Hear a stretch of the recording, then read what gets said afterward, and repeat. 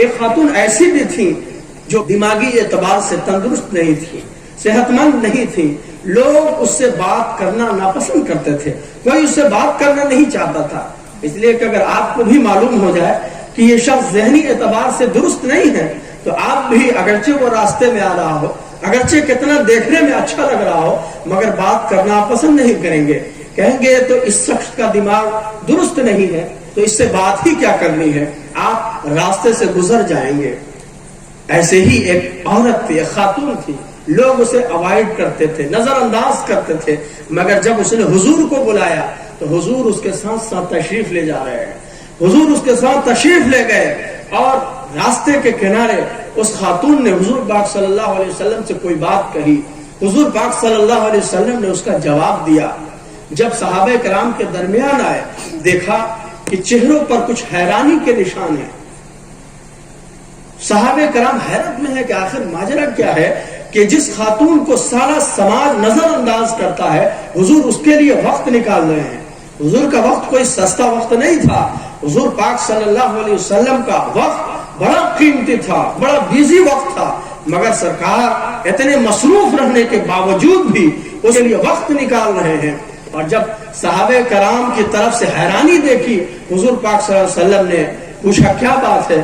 کہا کہ یا رسول اللہ، اس خاتون کے لیے بھی آپ نے اپنا وقت دیا، اس خاتون کی بھی آپ بات سنتے ہیں؟ حضور فرمانے لگے کہ اگر جس کی کوئی نہ سنتا ہو، میں بھی نہ سنوں، تو وہ کس سے اپنی بات کہے، کس کے سامنے اپنی فریاد رکھے؟ حضور پاک صلی اللہ علیہ وسلم نے یہ دیکھا کہ اس خاتون کو سب لوگ نظر انداز کر رہے ہیں، سارا سماج نگلیکٹ کر رہا ہے، لیکن آپ تو رحمت للعالمین بن کے تشریف لائے تھے، آپ تو ساری دنیا کے لیے مہربانی کا پیکر بن کر کے آئے تھے، اس لیے حضور پاک صلی اللہ علیہ وسلم کی عادت نہیں تھی، حضور کے اخلاق کا یہ حصہ نہیں تھا کہ حضور دبے کچلے مظلوم بے یارو مددگار بے سہارے کو آپ ایسے ہی نظر انداز کرتے۔ حضور پاک صلی اللہ علیہ وسلم نے کبھی نہیں ایسا کیا۔ اور ایک بہت ہی نادر واقعہ جو حدیث کی کتابوں میں ملتا ہے، ایک خاتون تھی، حبشی خاتون، وہ کسی کے انڈر میں رہتی تھی، خدمت کرتی تھی۔ ہوا یہ کہ اس گھر والے کا ایک سامان چوری ہو گیا اور انہوں نے سارا الزام اسی خاتون پر رکھ دیا۔ آج کا بھی ماحول ہے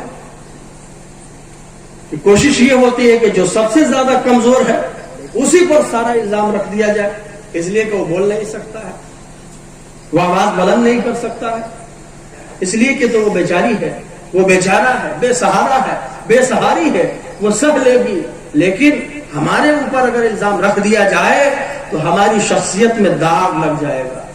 لیکن اس نے یہ نہیں دیکھا کہ جب ہم نے غلطی کی، جب ہم نے قصور کیا تو داغ تو پروردگار عالم کی طرف سے لگ گیا۔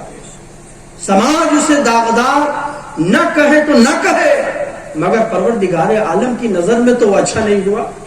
مخدوم جہاں شیخ شرف الدین احمد یحییٰ منیری رحمت اللہ تعالی علیہ ارشاد فرماتے ہیں اپنی کتاب میں کہ تعریف والا اچھا وہی ہے جو اللہ کے ہاں اچھا ہو، اور برا وہ ہے جو اللہ کے ہاں برا ہو۔ ہمارا پیمانہ کیا ہوتا ہے، ماپدنڈ کیا ہوتا ہے؟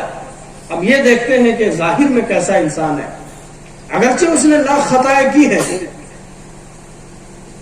ہماری نظر اس پر نہیں جاتی ہے۔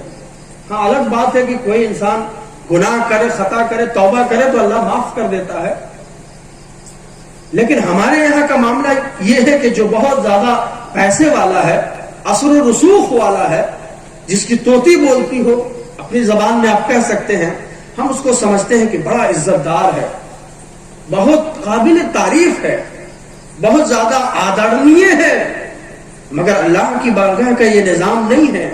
اللہ کی بارگاہ کا معاملہ یہ ہے کہ وہی مقدس ہوتا ہے، وہی پوتر مانا جاتا ہے جو ان اکرمکم عند اللہ اتقاکم، جو سب سے زیادہ پرہیزگار ہوتا ہے، جو سب سے زیادہ تقوی والا ہوتا ہے۔ اسلام نے تو کبھی ذات پات کی بات ہی نہیں کی۔ آج ہم ہیں جو ذاتوں میں بٹے ہوئے ہیں۔ اللہ نے اگر بڑے ہونے کا کوئی پیمانہ مقرر کیا ہے تو ایک ہی پیمانہ ہے، فارورڈ ہونے کا کوئی پیمانہ ہے، کوئی ماپدنڈ ہے تو ایک ہی ہے، تقوی، پرہیزگاری، جو اس راستے میں بلند ہو گیا وہی اللہ کی نظر میں بلند ہو گیا, وہی لوگوں میں بھی بلند ہو گیا. بھلے اس کی بلندی لوگوں کی نظروں سے پوشیدہ رہے, چھپی رہے, مگر وہی شخص اللہ کی نظر میں بلند اور پسندیدہ ہوتا ہے. ایک خاتون تھی, اس پر سارا الزام ڈال دیا گیا, بلکہ الزام ہی نہیں ڈالا گیا, جسمانی طور پر اسے ظلم کا نشانہ بنایا گیا, اس پر تشدد کیا گیا, اس کو طرح طرح سے پریشان کیا گیا, اس کو کچڑے کی طرح سے, جانور سے بدتر اس کے ساتھ سلوک کیا گیا. پھر ایسا ہو گیا اتفاق سے کہ وہ کھوئی ہوئی چیز مل گئی. پھر انہیں افسوس ہوا کہ نہیں, ہم نے بلا وجہ اس خاتون پر الزام رکھ دیا تھا. غلطیوں کا احساس ہوا انہیں, خاتون سے معافی مانگنے لگے کہ ہم نے ناحق تمہارے ساتھ بدسلوکی کی ہے, تمہارے ساتھ ظلم کیا ہے, اب کیا چاہتی ہو؟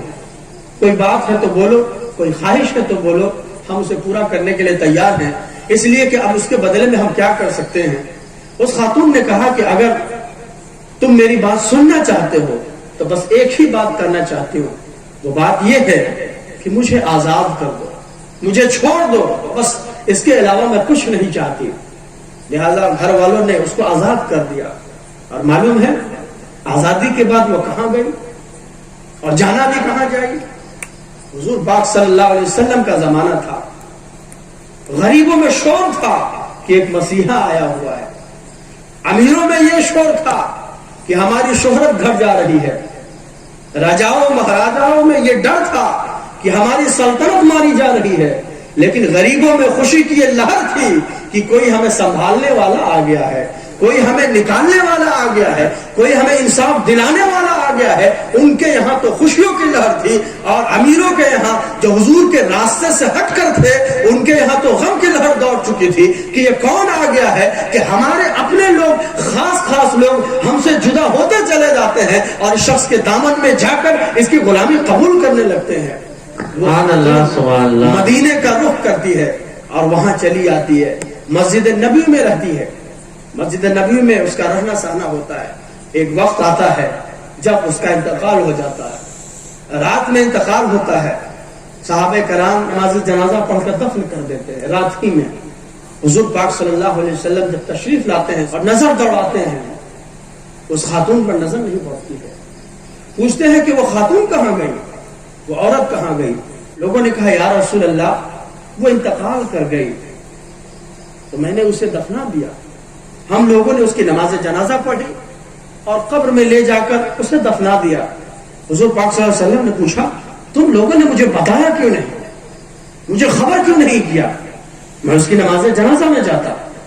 لوگوں نے کہا یا رسول اللہ ہم لوگوں نے اچھا نہیں سمجھا کہ آپ کو باخبر کریں, رات کا وقت تھا اور رات میں حضور محو عبادت رہتے تھے, عبادت میں مصروف رہتے تھے, تو ہم لوگوں نے اچھا نہیں سمجھا کہ حضور کو دیر رات جا کر جگائیں نماز جنازہ کے لیے. حضور پاک صلی اللہ علیہ وسلم نے فرمایا اس کی قبر مجھے بتاؤ, اس کی قبر کہاں ہے. حضور پاک صلی اللہ علیہ وسلم اس کی قبر پر تشریف لے جاتے ہیں اور لے جانے کے بعد وہاں دفن کی ہوئی خاتون کی قبر پر نماز جنازہ پڑھتے ہیں. میں سمجھانا چاہتا ہوں کہ ایک خاتون کہاں سے اٹھ کر کے آ رہی ہے جسے کوئی نہیں پوچھتا تھا, اور وہ آ کیسے گئی, یہ بات بھی سوچنے والی ہے. آخر کون سی چیز تھی جس نے اس کو وہاں سے, اس غلامی سے جب آزادی ملی تو وہ خاتون سیدھے مدینہ میں آتی ہے اور حضور کی غلامی میں داخل ہو جاتی ہے.